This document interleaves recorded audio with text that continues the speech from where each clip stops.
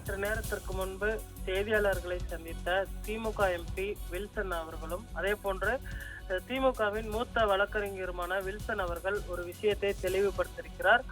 ஆளுநர் அவர்களின் வேந்தர் பதவி பறிபோகிறது. அதற்கு பதிலாக முதல்வர் மு.க.ஸ்டாலின் அவர்கள் தற்பொழுது வேந்தராக அந்த பொறுப்பேற்கக்கூடிய அந்த பொறுப்புகள் முழுவதும் அவரிடம் வருவதாகவும் தெரிவிக்கப்பட்டிருக்கிறது. அதே போன்று மாநில சட்டப்பேரவையில் நிறைவேற்றி அனுப்பப்பட்ட 10 மசோதாக்களும் தற்பொழுது உடனடியாக அமலுக்கு வருவதாகவும் தெரிவித்திருக்கிறார்கள். உச்சநீதிமன்ற தீர்ப்பால் ஆளுநர் ரவி அவர்களுக்கு தற்பொழுது பின்னடைவானது ஏற்பட்டிருக்கிறது. உச்சநீதிமன்ற தீர்ப்பால் பல்கலைக்கழக வேந்தர் பதவியிலிருந்து ஆளுநர் நீக்கப்படுவதாகவும் கைதிகள் விடுதலை தொடர்பான மாநில அரசின் கோப்புகளுக்கும் ஆளுநர் ஒப்புதல் அளித்தாக வேண்டும். அதே போன்ற ஒரு 10 மசோதாக்கள் அனுப்பப்பட்டிருக்கிறது. மீன்வள பல்கலைக்கழக சட்ட திருத்த மசோதா, அதே போன்று கைதிகள் விடுதலை தொடர்பான மசோதா, ஜனாதிபதி ஒப்புதல் தேவைப்படக்கூடிய ஒரு சில இடங்களில் இனங்கள் தொடர்பான மசோதாக்கள் மட்டுமே அவர் ஒப்புதல் அளிக்கலாம். தமிழ்நாடு சட்டமன்றம் நிறைவேற்றிய பல்கலைக்கழக வேந்தர் சட்ட மசோதா உள்ளிட்ட பல்வேறு மசோதாக்களும் தற்பொழுது இயல்பாகவே அது பார்த்தோம்னால் சட்ட முன்வடிவாக ஆக்கப்பட்டு விட்டது.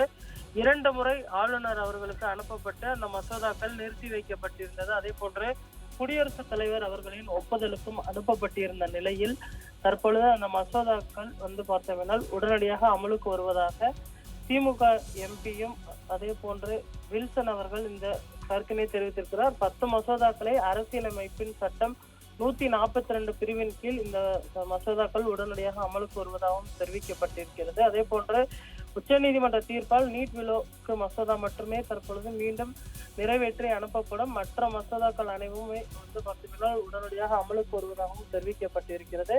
தற்பொழுது முதல்வர் அவர்கள் வேந்தராக பதவியேற்றிருப்பதனால் அவர் நியமிக்கக்கூடிய துணைவேந்தர்கள் உள்ளிட்டவர்கள் பார்த்தோம்னால் அவரால் நியமிக்கப்பட இருக்கிறார்கள். ஆளுநருக்கு ஆனால் அந்த பொறுப்புகள் இன்னும் முழுவதுமாக பறிக்கப்பட்டிருக்கிறது.